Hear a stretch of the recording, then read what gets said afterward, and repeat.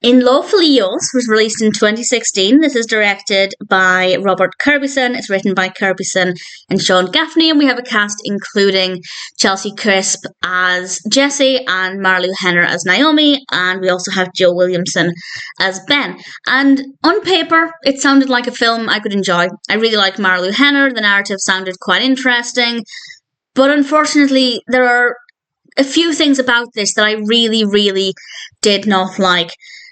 Our protagonist, Jessie, moves in with Naomi, her mother-in-law, to help her. She's preparing to move. Naomi has recently lost her husband, and obviously it's quite an emotional time, and Jessie is there to help out with things, but she's also going through a divorce, and honestly, there's not much going on with the narrative. It's partly about a relationship between Jessie and another character. I don't want to say which character. I think it becomes pretty obvious quite quickly, but I don't want to give it away just in case it's not obvious.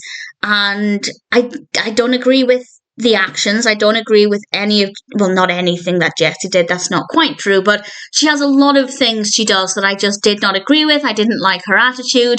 I didn't like her as a character. I'm not really buying into the romantic part of the narrative. I didn't believe it. I don't think it worked very well. So the protagonist, at least Jessie, I don't like. And Naomi, I quite liked, but I also wonder if I'm just biased because I really like Marilu Henner. As a character, Naomi's actually not the most interesting. So, on the one hand, I enjoyed watching the character, but that is purely because of my own bias. Ben is okay.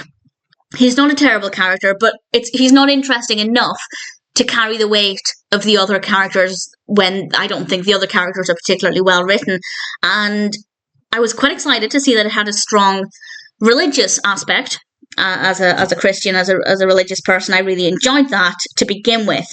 But then we started to have some really, really nasty attitudes from some of the people of the church. And it's not that the film didn't try and counter-argue those attitudes and give examples of where actually just because they're religious and holier than thou, it doesn't mean that their opinions are necessarily correct. But the damage had been done. We already got to see people in a church saying things that I think were completely unacceptable, and it gives Christians, religious people in general, a really bad look. We all know the types, the people who claim to be devout Christians, but actually they're the ones who are nasty and twisted, and they judge people and they basically break all of the commandments. And we have characters like this, and as I said, it's not that the film doesn't take the time at some point to say, well, actually, that's probably not the best attitude to have. But as I said, the damage had been done, so the religious aspect didn't work very well for me either. And the narrative needed something else. It's not an interesting story. The characters are not very well written. The performances are fine. No problems with any performances. And the religious aspect, while it should have really appealed to me, apart from a few brief moments, there are a few tiny moments with the religious part of the narrative that I liked. For example, I won't give away the context. I don't want to spoil anything, but Jessie goes into the church and she shouts. She shouts something, and I just loved the immediate response from that. I found it to be quite entertaining. And actually, in the film's favour, there are a couple of moments that are quite funny. Mostly earlier on in the film. Definitely earlier on, I found that it was quite amusing in places, and I did have a little chuckle here and there, which I don't often do with films, with any kind of comedy films, because I just feel like comedy in film is never, very rarely, as funny as comedy in sitcoms. So for me, the bar is really high when it comes to my expectations for what I find funny. And there were a few things in this that actually, quite amusing. But as the film progressed, I found that it became less funny, which is not necessarily surprising because a lot of comedy films do become less funny at times as we dig deeper into the more emotional parts of the narrative, and they usually happen further on as the narratives progress. So it's not necessarily a bad thing that it became less funny, or at least it's not an unexpected thing. But I guess the point there is that, to begin with, it was okay. It was quite funny. I didn't dislike any of the characters yet. Nobody had annoyed me. And then as the film progressed, it kind of got worse and worse. The narrative's lacking. The characters are unlikable for the most part. As I said, I don't mind Ben. I didn't love him, but I don't mind him.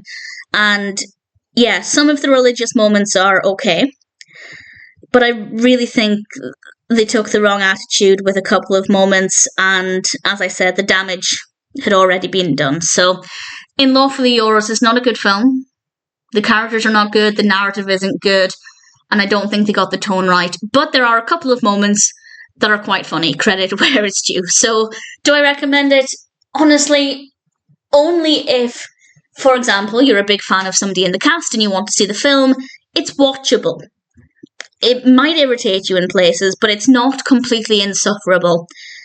But I can't say I enjoyed the experience.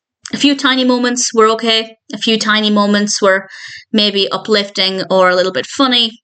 But beyond that, In-Lawfully Yours is not a very good film.